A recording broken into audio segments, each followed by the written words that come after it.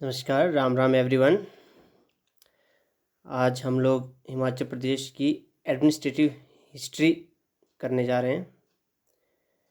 HPGK का एक पूरा जो 15 या 16 लेक्चर का एक सीरीज़ है वो मैं करने जा रहा हूँ। तो आप लोगों को पूरा HPGK फ्री में मेरे YouTube चैनल पे मिल जाया करेगा। तो आज इसका पहला जो सेशन है जिसमें हम लोग हिमाचल प्रदेश की एडमिनिस्ट्रेटिव हिस्ट्री को कवर करेंगे। तो ये जैसे कि आप यहाँ पे कुछ PDF आपके सामने जो नोट्स हैं आप इसे खुद भी नोट बना सकते हैं। तो चलो स्टार्ट करते हैं। तो हिमाचल प्रदेश की एडमिनिस्ट्रेटिव हिस्ट्री से पहले हम लोग एक बात शुरू करते हैं कहाँ से, 15 अगस्त 1947 से। ठीक है, हम लोगों को पता है कि 15 अगस्त को 1947 को इंडिया गॉट द इंडिपेंडेंस। तो उस समय भारत जो है बहुत सारे अलग अलग देशों में बंटा हुआ था। देश में बोलेंगे या फिर रियासतों में। तो 500 से ज़्यादा रियासतें, करीब करीब 565 रियासतें उस समय पर पूरे भारत में थी। तो उसी प्रकार से हिमाचल जो था वो भी 30 छोटी बड़ी रियासतों में बंटा हुआ था। तो कुछ रियासतें जो थी, कुछ क्या मैक्सिमम जो रियासतें थी वो हिमाचल प्रदेश की भी भारत में शामिल नहीं होना चाहती थी। लेकिन एक रियासत ऐसी थी जिसने सबसे अलग हटकर सर्वप्रथम 17 अगस्त 1947 को, उस रियासत का नाम था ठियोग, अपने आप से ही भारत को ज्वाइन कर लिया था। Theog was the first princely state from the region from Himachal Pradesh to join the Indian union. तो 17 अगस्त 1947 को। तो ये क्वेश्चन कई बार एग्जाम में पूछा गया है कि कौन सी वह रियासत थी जो अपनी मर्जी से सर्वप्रथम इंडियन यूनियन को ज्वाइन की थी हिमाचल प्रदेश से। तो 17 अगस्त 1947 को ठियोग जो है ऐसी पहली रियासत थी जिसने भारत को ज्वाइन किया था या इंडियन यूनियन को ज्वाइन किया था by signing the instrument of accession. अच्छा, आगे बढ़ने से पहले हम लोग बात करेंगे, ठीक है, ये आपने सुना होगा हिमालयन रियासती प्रजामंडल, जो कि कब बना था, 1938 में। ये भी कई बार एग्जाम में पूछा गया है डायरेक्ट क्वेश्चन कि जो हिमालयन रियासती प्रजामंडल है इसका गठन कब हुआ था। तो 1938, कुछ बुक्स में 1939 भी लिखा होता है, तो 1938 39 डेट आप लिख सकते हैं। ठीक, तो ये जो हिमालयन रियासती प्रजामंडल था इसके पीछे की भी एक बैक स्टोरी है हिमालयन रियासती प्रजामंडल के बनने के पीछे की। तो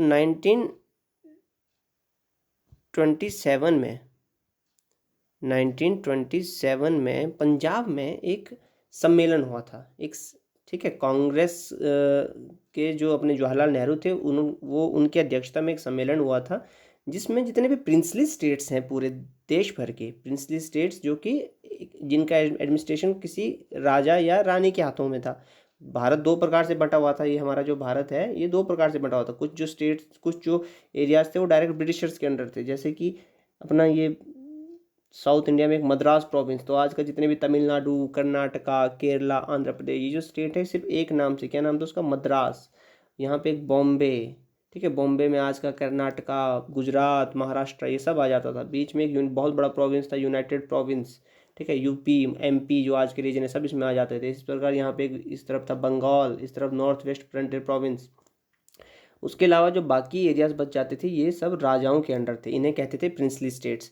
तो इन प्रिंसली स्टेट्स के लोगों की एक बैठक हुई थी, सेशन हुआ था उनका, जिसकी अध्यक्षता की थी जवाहरलाल नेहरू ने, 1927 में पंजाब में हुई थी। और उसके बाद से हर एक प्रिंसली स्टेट्स में भी कांग्रेस की तरह ही कुछ एक पॉलिटिकल ऑर्गेनाइजेशन बनना शुरू हो गई थी। तो 1927 में जब पंजाब में ये बैठक हुई उसके बाद से हिमाचल में भी अलग अलग रियासतों में ये प्रजामंडल बनना शुरू हुए।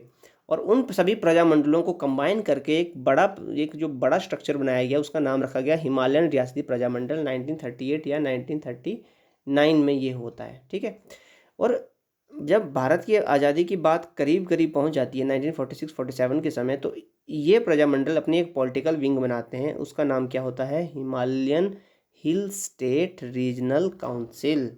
ये भी इम्पॉर्टेंट है, हमसे डायरेक्टली पूछ लिया जाता है कि Himalayan Hill State Regional Council जो है वो कब क्रिएट की गई थी? तो Himalayan Hill State Regional Council जो है 1946 में क्रिएट की गई थी, ठीक है। और ये क्या थी? ये जो प्रजामंडल है ना, जो सभी रियासतों का जो एक कंबाइंड प्रजामंडल बनाया गया है, उसकी एक पॉलिटिकल विंग थी। और इसका रोल क्या है ये हम लोग आगे समझेंगे, क्यों ये पॉलिटिकल विंग क्रिएट की गई थी 1946 में, ठीक है। अच्छा, आगे हम पढ़ेंगे तो अच्छा, हम लोग कहाँ पर थे? हम लोग थे 17 अगस्त 1947 को, कि ठियोग जो है फर्स्ट प्रिंसली स्टेट था जो कि इंडियन यूनियन को ज्वाइन किया था, ठीक है। अब हम लोग क्या कर रहे हैं? हिमाचल प्रदेश की एडमिनिस्ट्रेटिव हिस्ट्री कर रहे हैं। तो मतलब कैसे आज का हिमाचल स्टेट, जो आज का हमारा एडमिनिस्ट्रेटिव स्ट्रक्चर है हिमाचल प्रदेश का, वो कैसे एग्जिस्टेंस में आया है। तो 17 अगस्त के बाद 1947 के बाद अगला जो साल शुरू होता है जनवरी 1948, अभी तक जो भारत के हिमाचल के जो राजा हैं उन्होंने अभी तक अपना कंट्रोल नहीं छोड़ा है रियासतों के ऊपर से। अब तक हिमाचल भारत में शामिल नहीं हुआ है। तो 26 जनवरी 1948 से और 28 जनवरी 1948 को जितने भी हिमाचल के राजा थे उन लोगों ने एक कॉन्फ्रेंस की। ये कॉन्फ्रेंस कहाँ ऑर्गेनाइज की गई? ये कॉन्फ्रेंस ऑर्गेनाइज की गई सोलन दरबार में। अब ये जो आप देख रहे हैं बघाट, ये जो बघाट है ये सोलन का ही प्राचीन नाम है। आज जिस डिस्ट्रिक्ट को हम लोग सोलन कहते हैं वो उस समय पर एक रियासत थी, उसका नाम था बघाट। और उसका जो राजा था वो अंतिम राजा था सोलन का या बघाट का, उसका नाम था राजा दुर्गा सिंह। तो ये जो कॉन्फ्रेंस 26 जनवरी 1948 से 28 जनवरी 1948 यानी 2 दिन ये कॉन्फ्रेंस चली।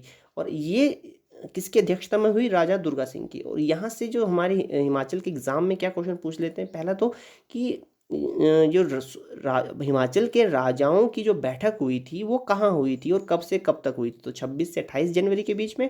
और कहाँ हुई थी? सोलन दरबार में। और इसकी अध्यक्षता किसने की थी? राजा दुर्गा सिंह ने।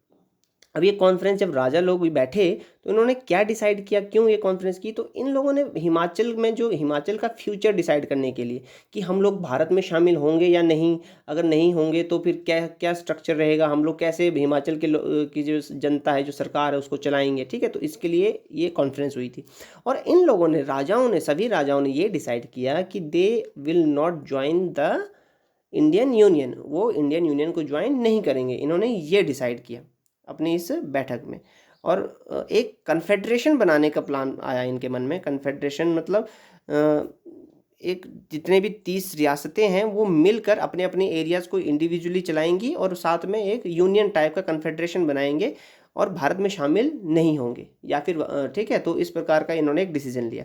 और साथ में इन्होंने एक और काम और किया वहाँ पर, उन्होंने अपने इस कन्फेडरेशन, जो कि इन 30 रियासतों के राजाओं की कन्फेडरेशन था, उसका नाम सोचा और उसका नाम रखा इन लोगों ने हिमाचल प्रदेश, ठीक है। तो उसका नाम क्या रखा इन लोगों ने? हिमाचल प्रदेश।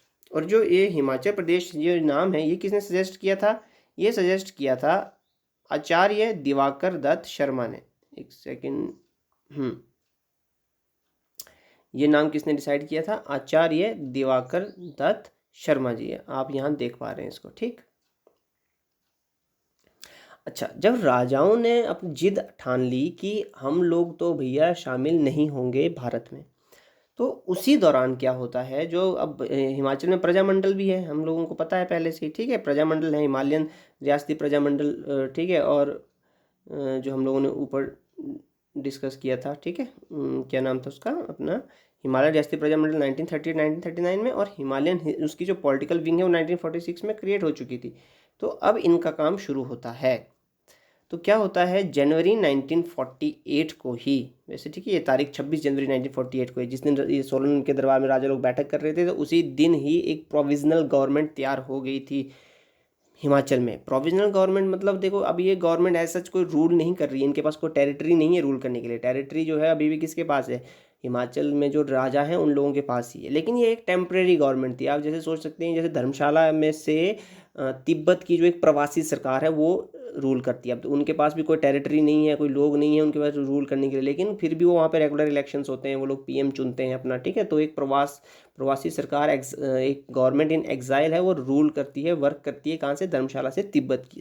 कुछ ऐसे ही स्तर पर, ठीक है, एक इसी स्तर पर प्रोविजनल गवर्नमेंट तैयार की गई। कहाँ पर? तो इसकी जो हिमाचल में, और इसकी जो अध्यक्ष थे, हेडेड बाय शिवानंद रमोल।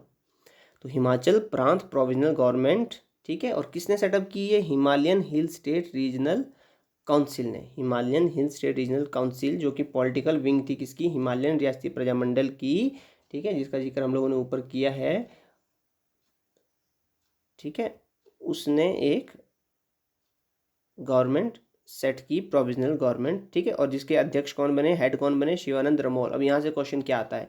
यहाँ से क्वेश्चन पूछते हैं कि एक तो प्रोविजनल गवर्नमेंट जो भी बनाई गई थी, ठीक है, उसके हेड कौन थे? तो शिवानंद रमोल हेड थे। और किसने बनाई थी वो प्रोविजनल गवर्नमेंट? कौन सा संगठन था? तो वो था Himalayan Hill State Regional council, ठीक। अच्छा, आगे हम बढ़ते हैं। तो इसके बाद क्या होता है, जब ये गवर्नमेंट बना दी जाती है, फिर उसके कुछ समय बाद, 1 महीने बाद, सुकेत सत्याग्रह, इसकी डेट इंपॉर्टेंट हो जाती है। सुकेत सत्याग्रह कब शुरू हुआ? 18 फरवरी 1948। तो सिर्फ प्रोविजनल गवर्नमेंट बनाना, ये लोग प्रोविजनल गवर्नमेंट बना के ही नहीं रुके, इन लोगों ने अपनी गतिविधियों को आगे बढ़ाया, ठीक है। इन लोगों ने, किसने? प्रजामंडल्स और हिमालयन रियासती प्रजामंडल और जो उसकी पॉलिटिकल विंग थी Himalayan Hill State Regional council, इन्होंने अपनी पॉलिटिकल एक्टिविटीज़ को आगे बढ़ाया। और 18 फरवरी 1948 को सुकेत सत्याग्रह के रूप में इन्होंने आंदोलन शुरू किया, ठीक है। और सुकेत से ये भड़कते भड़कते फिर बाकी रियासतों में भी शुरू हो गई, लेकिन जो पहला शुरुआत हुई थी वो सुकेत सत्याग्रह से, सुकेत से हुई थी। तो सुकेत जो है एक रियासत थी जो कि आज मंडी में शामिल है, ठीक है। जो अपना सुंदरनगर वाला एरिया है ना, ये सुकेत में पड़ जाता है। इसका नाम पहले सुकेत हुआ करता था। तो सुकेत सत्याग्रह 18 फरवरी 1948, डेट इंपॉर्टेंट हो जाती है। अंडर लीडरशिप ऑफ, किसकी लीडरशिप में हुआ, ये भी इंपॉर्टेंट है, ठीक है। ये बहुत बार रिपीटेडली हिमाचल के एग्जाम्स में ये क्वेश्चन पूछा गया है। सुकेत सत्याग्रह 18 फरवरी 1948 और पंडित पद्मदेव के लीडरशिप में, नेतृत्व में यह सत्याग्रह शुरू किया गया था। अच्छा, इस समय तक क्या होता है, इससे पहले तक ना जो हमारे सरदार वल्लभ भाई पटेल या फिर हमारा सेंट्रल एडमिनिस्ट्रेशन था वो भी कुछ बिजी था। बिजी कहाँ पर? जैसे ही भारत आज़ाद होता है उसके कुछ समय बाद ही पाकिस्तान कश्मीर पर अटैक कर देता है। तो हमारा जो सेंट्रल एडमिनिस्ट्रेशन था वो उसको सुलझाने में, उस समस्या को सुलझाने में बिजी होता है। लेकिन अब तक क्या हो जाता है कि अब जो अपने सरदार पटेल जी हैं वो भी हिमाचल की तरफ ध्यान देना शुरू करते हैं, ठीक है। आपको पता ही होगा कि स्टैच्यू ऑफ यूनिटी हम लोगों ने सरदार वल्लभ भाई पटेल जी के सम्मान में बनाया है। क्यों बनाया है? क्योंकि उन्होंने ही इन सभी रियासतों को, जो 500 550 से ज़्यादा रियासतें थी, उन्हें यूनाइट करने में किसका योगदान है, किसका श्रेय है? तो सरदार वल्लभ भाई पटेल का। इनका प्रेशर भी हिमाचल के राजाओं पर पड़ना शुरू हो जाता है। और ऊपर से हिमाचल के लोग भी, ठीक है, सुकेत सत्याग्रह और तरह तरह के सत्याग्रह आंदोलन के रूप में अपने आवाज़ उठा रहे थे। और इसी प्रेशर और इसी आंदोलन के बीच 15 अप्रैल 1948 को, ठीक है, हिमाचल के जितने भी राजा थे वो घुटने टेक देते हैं। और 30 हिल स्टेट्स, ठीक है, जिसको इस प्रकार से डिवाइड किया जाता था, अंग्रेजों ने अपने सहूलियत के लिए इस प्रकार डिवाइड किया था इन 3 हिल स्टेट्स को, 26 शिमला हिल स्टेट्स और 4 पंजाब हिल स्टेट्स, ठीक है। ये साइन कर लेते हैं instrument of accession with union of India, ठीक है। और इसी के साथ ही हिमाचल प्रदेश अस्तित्व में आता है। तभी हम लोग क्या मनाते हैं? 15 अप्रैल 1948 को, 15 अप्रैल को मनाया जाता है हिमाचल दिवस। क्यों? क्योंकि Himachal as an political entity came into existence at this date, ठीक है। अच्छा, जब हिमाचल बनता है पहली बार 15 अप्रैल को 1948 में, तो उसका जो एरिया है वो होता है 27,018 स्क्वायर किलोमीटर। और जो हमारी पॉपुलेशन थी उस समय वो थी 9,35,000। और हिमाचल प्रदेश में जो होते हैं शुरुआत में सिर्फ 4 डिस्ट्रिक्ट्स।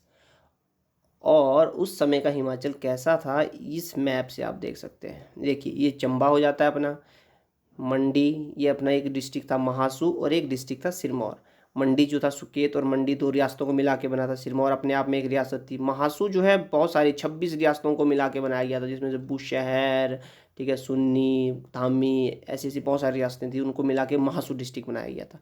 तो ये 4 डिस्ट्रिक्ट, और बीच में जो देखो चंबा और मंडी तो आपस में टच तक नहीं करते थे। देखो बीच में क्या पड़ जाता है? पंजाब पड़ जाता है, ठीक है। तो ऐसा था कब? 1948 का हिमाचल, ठीक है, हिमाचल प्रदेश और 1948, ये देख सकते हैं यहाँ पे, ठीक है। और हाँ, साथ में जब एक पॉलिटिकल एंटिटी के रूप में बनाया गया हिमाचल प्रदेश को, तो इतना बड़ा साइज नहीं था हमारा कि हम लोग अपने आप को एक स्टेट कह सकें, ठीक है। तो और ना ही उन लोगों ने, सेंट्रल एडमिनिस्ट्रेशन ने हमें एक राज्य का पद दिया, ठीक है। हमें क्या बनाया गया, एक chief commissioner province. Chief commissioner कौन होता था, एक आईसीएस ऑफिसर, जैसे आज डीसी होता है ना डिस्ट्रिक्ट में, एक आईएएस ऑफिसर। उस समय आईएएस को आईसीएस बोलते थे अंग्रेजों के समय पर, ठीक है। तो आईसीएस ऑफिसर रूल करता था पूरे हिमाचल प्रदेश को, जिसे क्या कहते थे, चीफ कमिश्नर। और ये कमीशन, ये कब से कब तक रहा, 1948 टू 1951 हम लोग एक चीफ कमिश्नर प्रोविंस रहे। इस दौरान एक एक साल में हम लोगों ने 3 चीफ कमिश्नर बदले। हमारे जो पहला चीफ कमिश्नर था, फर्स्ट चीफ कमिश्नर, वो कौन थे, NC Mehta. And the second chief commissioner was EP moon. और थर्ड चीफ कमिश्नर भगवान सहाय, ठीक है। इसमें एक क्वेश्चन और पूछ लेते हैं कई बार, first vice chief commissioner, first vice chief commissioner. तो अगर आपसे फर्स्ट वाइस चीफ कमिश्नर पूछेंगे तो आप लोगों ने किसका नाम लिखना है, ईपी मून का। फर्स्ट वाइस चीफ कमिश्नर कौन थे, ईपी मून, ठीक है। आप जो फर्स्ट वाइस चीफ कमिश्नर थे वो थे ईपी मून। तो 1948 टू 1951 हम लोग क्या रहे, हम लोग रहे चीफ कमिश्नर प्रोविंस। उसके बाद क्या होता है, 1951 से लेकर 1956 तक, 1951 से लेकर 1956 तक हिमाचल को बनाया जाता है एक पार्ट सी स्टेट, ठीक है। तो हमारे जो एक ओहदा है उसे बढ़ाया गया, चीफ कमिश्नर प्रोविंस में क्या बनाया गया, पार्ट सी स्टेट, ठीक है। उस ये जो part A, part B, part C state है ना, ये जो अपना गवर्नमेंट ऑफ इंडिया एक्ट था 1935 का, उसमें ये प्रावधान था कि हम लोग आज़ादी के बाद अपने देश को ऐसे पार्ट, गवर्नमेंट ऑफ इंडिया 1935 नहीं, कैबिनेट मिशन जो प्लान था हमारा, कैबिनेट मिशन जो 1946 में आया था, उसके हिसाब से ये डिसाइड किया गया था कि हम लोग आज़ादी के बाद अपने स्टेट्स को कैसे part A, part B, part C, इस हिसाब से बांटेंगे। तो हिमाचल जो एक छोटा स्टेट था, इसे क्या बनाया गया, पार्ट सी स्टेट बनाया गया। और एक लेफ्टिनेंट गवर्नर दिए गए हमें, जिनका नाम क्या था, मेजर जनरल हिम्मत सिंह। तो ये बहुत बार पूछा जाता है कि फर्स्ट लेफ्टिनेंट गवर्नर कौन थे हमारे, मेजर जनरल हिम्मत सिंह। अच्छा, ये लेफ्टिनेंट वर्ड क्यों है यहाँ पे, क्योंकि अभी भी हम लोग फुल स्टेट नहीं है, पार्ट सी स्टेट के पास बहुत कम पावर्स थी बाकायदा कंपेयर टू पार्ट ए और पार्ट बी स्टेट्स, ठीक है। तो इसलिए हमें सिर्फ लेफ्टिनेंट गवर्नर, उपराज्यपाल दिया गया अभी पर, ठीक है। पार्ट, लेकिन हाँ, चीफ कमिश्नर प्रोविंसेस से ऊपर है ये, और पार्ट ए और पार्ट बी स्टेट से नीचे का स्तर है, ठीक है। तो हम लोग एक स्टेट बना दिए गए पार्ट सी स्टेट, कब, 1951 में। और अच्छा, इसी दौरान क्या हुआ, हमें पता है कि 1951 में ही क्या हो गया है, हमारा संविधान भी लागू हो गया है। 26 जनवरी 1951 को हमारा संविधान लागू हो गया। तो संविधान लागू हो गया तो मतलब अब आगे इलेक्शंस होंगे, ठीक है। तो 19, चलो वो हम बाद में डिस्कस करते हैं। तो उसके इलेक्शंस 1951 टू 1952 इलेक्शंस हुए हैं पहले। पर एक बार हम लोग ये बात कर लेते हैं, 1951 से 1956 तक हम क्या है, पार्ट सी स्टेट है। 1956 से 1971 तक हम क्या है, यूनियन टेरिटरी। 1956 से लेकर 1971 तक हम क्या हैं, यूनियन टेरिटरी। मतलब क्या हुआ, 1956 में हमारा जो स्तर है, हमारा ओहदा है, वो फिर से गिरा दिया गया। हमें क्या बना दिया गया, यूनियन टेरिटरी। जैसा अभी जम्मू कश्मीर के साथ हुआ है, जम्मू कश्मीर को एक राज्य था, उसे यूनियन टेरिटरी बना दिया गया, ठीक है। वैसे ही कुछ हिमाचल प्रदेश के साथ भी होता है। अच्छा, यूनियन टेरिटरी में भी एक 1956 से लेकर 1963 तक हम लोग थे यूनियन टेरिटरी विद, यहाँ पे मिस्टेक है, लेजिस्लेटिव काउंसिल नहीं, यहाँ होगा टेरिटोरियल काउंसिल, टेरिटोरियल, TORIAL, ठीक है। 1956 से 1963 तक हम क्या थे, union territory with territorial council. मतलब जो हमारा लेजिस्लेटिव असेंबली थी, जो हमें कब प्राप्त हुई थी, 1951 में, उसको क्या बना दिया गया, टेरिटोरियल काउंसिल बना दिया गया, ठीक है। आगे हम फिर से डिस्कस करेंगे इसको, अभी क्या आप रखना। और 1963 से लेकर 1973 तक हम लोग लेजिस्लेटिव काउंसिल नहीं होगा, यहाँ पे होगा legislative assembly, ASSEMBLY, legislative assembly, union territory with legislative assembly. 1963 से 1971 तक हम क्या थे, लेजिस्लेटिव असेंबली, ठीक है। तो आपने ये याद रखना है। 1948 से लेकर 1951 तक हम लोग थे क्या, हम लोग थे चीफ कमिश्नर प्रोविंस। 1951 से लेकर 1956 तक हम लोग क्या थे, हम लोग को पार्ट सी स्टेट बना दिया गया। लेकिन 1956 से लेकर 1971 तक हमें क्या बना दिया गया, हमें एक यूनियन टेरिटरी रखा गया, ठीक है। अच्छा, आगे हम लोग बात करेंगे फर्स्ट इलेक्शंस की। तो पहली बार जो इलेक्शंस हुए हमारे हिमाचल में या फिर पूरे भारत में वो 1951-52 में हुए। लेकिन हिमाचल में इलेक्शंस पहले हो गए थे। क्यों? क्योंकि बर्फ़ पड़ जाती है तो कुछ एक एरिया में। तभी आप लोगों को पता होगा कि जो भारत का जो पहला वोटर है वो कौन है। ठीक है, भारत की जो पहले वोटर हैं वो किन्नौर से हैं। क्या नाम है उनका? उनका नाम अभी मुझे ध्यान में नहीं आ रहा है उनका नाम। उनका नाम है श्याम शरण नेगी। उनका नाम क्या है? उनका नाम है श्याम शरण नेगी। कौन है ये? हमारे पहले वोटर है। ठीक है, इस क्यों? क्योंकि इलेक्शन सबसे पहले हिमाचल से शुरू हुए, तो जो पहला वोट दिया था पूरे भारत में वो दिया श्याम शरण नेगी जी ने। वो अभी भी जिंदा है और अभी भी वोट दे रहे हैं। लास्ट इलेक्शन में भी वोट दिया था उन्होंने। 2014 के इलेक्शन में तो उन्हें ब्रांड एम्बेसडर बनाया गया था। फर्स्ट इलेक्शंस, ठीक है, तो कब से कब हुए? 1951 में और 52 में हुए। और ये भी पूछा जाता है क्वेश्चन कि कितनी विधानसभा सीटों के लिए, कितने सीट्स के लिए भारत में हिमाचल में उस समय इलेक्शन हुए? तो 36 विधानसभा सीटों के लिए, जो कि किसने जीते?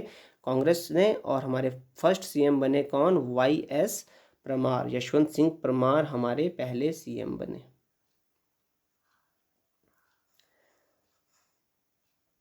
अच्छा, आगे हम लोग करेंगे। आगे क्या होता है इसके बाद? 1951 इन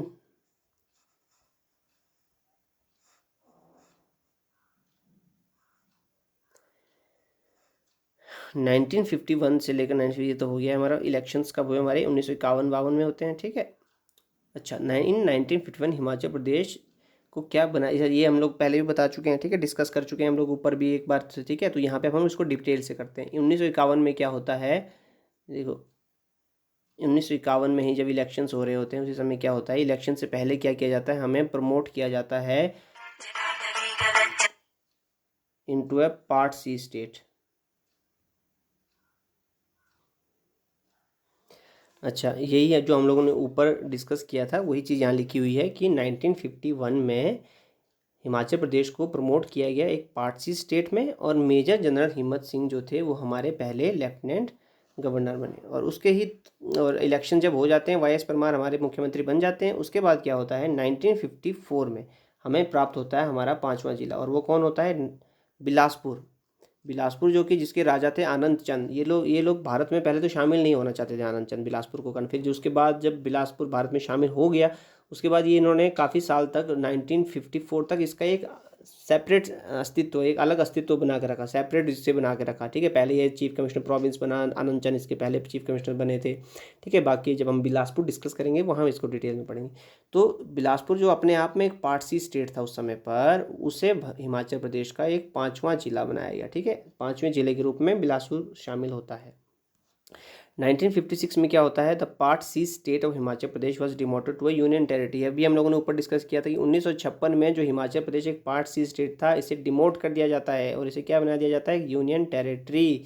ठीक है, और यूनियन टेरिटरी भी किस प्रकार से? तो legislative assembly was turn into territorial council. ये देखो यहाँ पे ठीक लिखा गया, लेजिस्लेटिव असेंबली जो है टेरिटोरियल काउंसिल में बदल दी जाती है। और इसके अध्यक्ष पूछे जाते हैं कई बार कि जो टेरिटोरियल काउंसिल बनाई गई थी, लेजिस्लेटिव असेंबली को टेरिटोरियल काउंसिल में बदल दिया था, उसके अध्यक्ष कौन थे? तो उसके अध्यक्ष थे ठाकुर करम सिंह। ठीक है, 1963 में ही अच्छा, इसी बीच एक क्या होता है? 1963 से पहले 1960 में जब 1956 में हमें यूनियन टेरिटरी बना दिया जाता है, टेरिटोरियल काउंसिल बना दी जाती है हमारी लेजिस्लेटिव असेंबली, और ठाकुर करम सिंह को उसका अध्यक्ष चुनाया जाता है। उसके 4 साल बाद 1960 में क्या होता है? किन्नौर, जो कि ठीक है हमारा छठा जिला बन के आता है। ये कहाँ से बनता है? चिन्नी नाम की एक तहसील होती है महासू डिस्ट्रिक्ट की। महासू डिस्ट्रिक्ट जो हमने ऊपर देखा था ना, उसकी एक तहसील थी चिन्नी। इसको हम लोगों ने किन्नौर नाम से एक नया डिस्ट्रिक्ट बना दिया, छठा डिस्ट्रिक्ट। ठीक है, तो एरिया में कोई चेंज आया हिमाचल प्रदेश के? नहीं। क्यों? क्योंकि हमारा जो पहले का ही एरिया था उसी को हम लोगों ने रिओर्गनाइज किया और छठी डिस्ट्रिक्ट क्रिएट कर दी। अच्छा, इसी दौरान क्या होता है? 1963 में, ठीक है, हमारे जो भारत हिमाचल के लोग थे, जो लीडर्स थे, उन्होंने डिमांड रखी सेंट्रल गवर्नमेंट से कि भैया ऐसे नहीं चलेगा, हमें लेजिस्लेटिव असेंबली दी जाए। काउंसिल नहीं, असेंबली। ठीक है, क्या दी जाए? AMBLY। ठीक है, लेजिस्लेटिव असेंबली दी जाए। तो लेजिस्लेटिव असेंबली जो है वो री इंस्टॉल की गई 1963 में, और सेकंड टाइम इलेक्शन होते हैं और YS परमार हमारे सेकंड टाइम CM बनते हैं। लेकिन एक खास बात क्या है इस बार? इस बार हम लोग यूनियन टेरिटरी हैं, हम लोग एक स्टेट नहीं है। पिछली बार जब इलेक्शन हुए थे 1951 में तो हम एक पार्ट सी स्टेट थे, लेकिन हम इस बार क्या है, यूनियन टेरिटरी। ठीक है, इस बार भी कोई है ऐसी यूनियन टेरिटरी है जहाँ पे इलेक्शन होते हैं और सीएम होता है? अभी भी है, दो यूनियन टेरिटरीज, एक है दिल्ली जहाँ के सीएम है अरविंद केजरीवाल जी। ठीक है, तो वो भी एक union territory with legislative assembly है। ठीक है, और दूसरी एक पुदुचेरी। ठीक है, जम्मू कश्मीर को भी वादा किया गया है कि आपको लेजिस्लेटिव असेंबली दी जाएगी, लेकिन अभी तक दी नहीं गई है। तो फिलहाल दो ऐसी यूनियन टेरिटरी है फिलहाल इस समय पर। और वैसा ही कुछ बना किया गया 1963 में हिमाचल प्रदेश के साथ। ठीक है, तो 1956 से लेकर 1963 तक हम लोग union territory with territorial council रहे, और 1963 से लेकर 1971 तक हम लोग क्या रहे, यूनियन टेरिटरी रहे, पर लेकिन हमें लेजिस्लेटिव असेंबली वापस दे दी गई। ठीक है, इन 1966 इसके बाद क्या होता है, 1966 में पंजाब रीऑर्गेनाइजेशन बिल पास किया जाता है। ठीक है, पंजाब का रीऑर्गेनाइजेशन। ठीक है, जट और जाट की लड़ाई हो जाती है, जट वर्सेस जाट। ठीक है, जट क्या होते हैं अपने, जट होते हैं अपने सरदार, ये अपने क्या पंजाब के लोग, जाट होते हैं अपने हरियाणा वाले। ठीक है, तो इन लोगों के आपस में नहीं बन पाई, तो दो अलग अलग स्टेट बना दिए गए। कब, 1966 में। इसका फ़ायदा किसको हुआ, हिमाचल को। क्यों, क्योंकि जो हिल रीजन्स थे, ठीक है, पंजाब हरियाणा के जो हिल रीजन्स थे पंजाब, उस समय के पंजाब के, अर्स्टवाइल पंजाब स्टेट था, उसे मर्ज कर दिया गया हिमाचल प्रदेश के साथ। ठीक है, तो अपने कांगड़ा, कुल्लू, ऊना, डलहौजी, ये जो रीजन्स थे सारे के सारे कब आए हैं भाई हिमाचल में, 1966 में। ठीक है, ओल्ड हिमाचल, न्यू हिमाचल कभी सुना होगा आपने। ठीक है, ओल्ड हिमाचल किसको बोलते हैं, जो पुराने एरिया पहले से हिमाचल में थे, चंबा, ठीक है, महासू वाला रीजन, शिमला का जो अपर पार्ट है। ठीक है, उसके अलावा सिरमौर, मंडी, ये ओल्ड हिमाचल, और बाकी कांगड़ा, हमीरपुर, ऊना, ठीक है, ये सब क्या हो गया, न्यू हिमाचल। और अब क्या हो जाता है, हिमाचल प्रदेश का एरिया 55,673 स्क्वायर किलोमीटर। ठीक है, हिमाचल प्रदेश का एरिया कितना हो गया है, 55,673 स्क्वायर किलोमीटर। ठीक, और न्यूली एडेड डिस्ट्रिक्ट्स कौन कौन से आ जाते हैं, कांगड़ा, कुल्लू, लाहौल स्पीति और शिमला। देखो जो शिमला टाउन है ना, मेन टाउन, और उसके आसपास के कुछ एरियाज, ये हमेशा ये 1966 तक पंजाब में थे, लेकिन जो शिमला जो इंटीरियर एरिया पड़ जाता है, ठीक है, रोडू, रूडू, चौपाल, जो अंदर के एरिया वो पहले से ही हिमाचल में है। लेकिन जो टाउन वाला एरिया है शिमला का, वो 1966, जो आज का मेन टाउन है शिमला का, वो 1966 में ही भारत में आया है। ठीक है, अच्छा, तो हिमाचल का एरिया क्या हो जाता है उस दिन, कब, 1966 में 55,673 स्क्वायर किलोमीटर। ये एरिया बहुत इंपॉर्टेंट है, एरिया डायरेक्ट पूछ लेते हैं कब हुआ था। ठीक है, और ये डिस्ट्रिक्ट्स कौन कौन से नए डिस्ट्रिक्ट ऐड हुए थे, और नंबर ऑफ डिस्ट्रिक्ट्स कितने हो गए, पहले 6 थे, 6 में 4 ऐड कर लो, कितने हो जाएंगे, 10 डिस्ट्रिक्ट्स हो जाएंगे हिमाचल में अब। ठीक है, तो 55,673 स्क्वायर किलोमीटर एरिया हो जाता है कब, 1966 में। ठीक है, अच्छा, इसके कुछ साल बाद क्या होता है, हिमाचल के लोग अब डिमांड करते हैं कि बहुत हो गया, अब हम यूनियन टेरिटरी नहीं रहेंगे, हमें क्या बना दो, हमें बना दो फुल स्टेट। 18 दिसंबर 1970। अच्छा, अब तक क्या होता है ना, 1970 इस समय तक आते आते, अब जो पार्ट ए, पार्ट बी, जो ऐसे इस प्रकार से डिवाइड किया जाता था ना स्टेट्स को, वो डिफ्रेंशिएशन अब खत्म हो चुकी है। 1956 के बाद से स्टेट्स को लिंगुअल लैंग्वेज के आधार पर बनाया गया है। ठीक है, जो सबसे पहला लिंगुअल स्टेट था वो था आंध्र प्रदेश। ठीक है, तो वो तो 1953 में बन गया है। ठीक है, तो आंध्र प्रदेश की बात हो रही है। ठीक है, तो इसके समय के बाद से जो ये part A, part B, part C, ये जो डिफ्रेंशिएशन थी स्टेट्स के बीच में, से ख़त्म कर दिया। अब सिर्फ हमारे अब क्या डिफ्रेंशिएशन होती है, या तो स्टेट होता है या यूनियन टेरिटरी होती है। अब ये दो ही है। ठीक है, या तो स्टेट होगा या यूनियन टेरिटरी होगा, इस वर्तमान की बात हो रही है। तो 1970 आते आते भी ये सिस्टम लागू हो चुका था, या तो स्टेट होगा या यूनियन टेरिटरी होगी। ठीक है, तो 18 दिसंबर 1970 को क्या होता है, Himachal Pradesh reorganisation act, Himachal reorganisation नहीं बोलेंगे हम इसको, हम बोलेंगे इसको Himachal Pradesh full statehood act. ठीक है, full statehood act, Himachal Pradesh full statehood act, या फिर full statehood bill, full statehood bill pass हो जाता है कब, 18, ये डेट इंपॉर्टेंट है, पूछते हैं कि हिमाचल प्रदेश को फुल स्टेटहुड बनाने का जो बिल है वो किस दिन पारित किया गया था पार्लियामेंट से, तो 18 दिसंबर 1970, ये डेट डायरेक्ट आ जाती है हमें, और बहुत सारे एग्जाम में पूछी गई है। ठीक है, तो जब 18 दिसंबर 1970 को हम लोगों को क्या बना दिया जाता है, एक हम लोगों का बिल पास कर लिया जाता है कि हमें फुल स्टेटहुड दिया जाएगा। लेकिन जो घोषणा की जाती है वो की जाती है 25 जनवरी 1971 को। ठीक है, किसके द्वारा की जाती है, इंदिरा गांधी जी द्वारा, रिज मैदान में। तो इसके पॉइंट भी बहुत इंपॉर्टेंट हो जाते हैं, किसने घोषणा की थी, इंदिरा गांधी ने। कहाँ से की थी, रिज मैदान से। डेट 25 जनवरी 1971, इसीलिए हम मनाते हैं 25 जनवरी को क्या, फुल स्टेटहुड डे, पूर्ण राज्यत्व दिवस, ठीक है। 1971 से लेकर 2021 में भी हम लोगों ने अपना 50वां फुल स्टेटहुड मनाया, ठीक है। अब इस बार 51 में चल जाएंगे हम 2022 में। अच्छा, फुल स्टेटहुड बनने के तुरंत बाद क्या होता है, उसी साल 1 सितंबर 1971 को हिमाचल प्रदेश का स्टेट का रिऑर्गेनाइजेशन किया जाता है और हमारे जो ज़िले हैं, number of districts increase to 12। 10 ज़िले जो कि कब बने थे हमारे 1966 में 10 हो गए थे ना, उनको बढ़ाकर कर दिया जाता है 12। तो ठीक है, तो देखो शिमला प्लस महासू, इनको प्रोसेसिंग की जाती है और बाहर कौन से ज़िले निकलते हैं, शिमला और सोलन। तो ठीक है, शिमला और महासू नाम की जो एंटिटी है इसे ख़त्म कर दिया जाता है। इसके जो मैक्सिमम ज़िले हैं वो शिमला में ऐड कर दिए जाते हैं और सोलन और शिमला नाम से 2 ज़िले निकलते हैं हमारे, ठीक है। और जो कांगड़ा है इसे मान लो, ठीक है, इसकी प्रोसेसिंग होती है तो कांगड़ा, हमीरपुर और ऊना, ठीक है। तो टोटल नंबर ऑफ ज़िले हो जाते हैं हमारे 12, ठीक है। 10 के बाद देखो आपको लग रहा होगा कि इतने सारे बड़े हैं, लेकिन 12 ही क्यों हुए, क्यों, क्योंकि कांगड़ा तो पहले से 10 में की काउंटिंग में था, शिमला नाम का ज़िला भी 10 की काउंटिंग में था, ठीक है। और महासू खत्म करके महासू की जगह मान लो आप समझ लो कि ठीक है, किसने ले ली, सोलन ने ले ली, तो सिर्फ 2 ज़िले बनते हैं, ठीक है। गिनती में मतलब हम लोग टोटल कितने हो जाएंगे, इसमें आपको कन्फ्यूजन हो रहा होगा, लेकिन टोटल जो ज़िले बनते हैं वो कितने बनते हैं, 12 ही बनते हैं, ठीक है। और जैसे ठीक है, तो ये कब होता है, अपने 1 सितंबर 1971 को, ठीक। अच्छा, एक चीज़ यहाँ पे मिस हो गई, जब हम लोगों को फुल स्टेटहुड दिया गया था, तब हमारे जो कब की बात है, 25 जनवरी 1971 को जब हमें फुल स्टेटहुड दिया गया, उसी दौरान क्या होता है, एस चक्रवर्ती, CHAKRBORTOI, एस चक्रवर्ती जो थे, ठीक है, एस चक्रवर्ती वो हिमाचल के क्या बनते हैं, राज्यपाल। अब देखो हमें लेफ्टिनेंट गवर्नर नहीं मिला है, अब हमें क्या मिला है, राज्यपाल। एस चक्रवर्ती हमारे पहले राज्यपाल बनते हैं, ठीक है। तो ये हो जाता है हमारा एडमिनिस्ट्रेटिव हिस्ट्री, ठीक है। ये हमारी एडमिनिस्ट्रेटिव हिस्ट्री हो गई। तो एक बार देख लेंगे, ठीक है, हिमाचल प्रदेश की एडमिनिस्ट्रेटिव हिस्ट्री।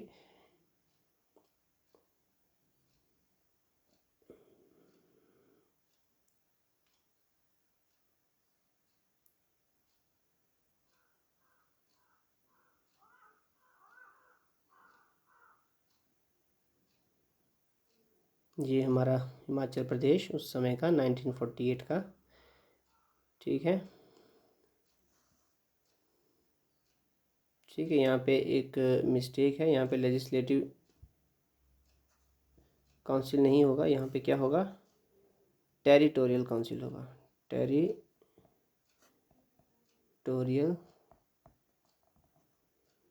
टेरिटोरियल काउंसिल,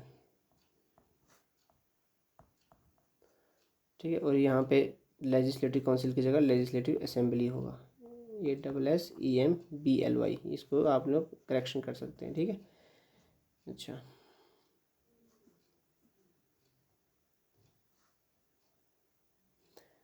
पहली बार इलेक्शन 1951-52 में होते हैं, 36 सीटों के लिए कांग्रेस जीतती है और YS परमार हमारे पहले मुख्यमंत्री बनते हैं। 1951 में ही हमें प्रमोट करके चीफ कमिश्नर प्रोविंस से पार्ट सी स्टेट बनाया गया। 1954 में और हमारे लेफ्टिनेंट गवर्नर बने पहले मेजर जनरल हिम्मत सिंह। 1954 में हमें 5वां जिला मिलता है बिलासपुर के नाम से, बिलासपुर। 1956 में हमें डिमोट करके यूनियन टेरिटरी बना दिया जाता है और लेजिस्लेटिव असेंबली को बना दिया जाता है टेरिटोरियल काउंसिल, ठाकुर करम सिंह जिसके अध्यक्ष बनते हैं।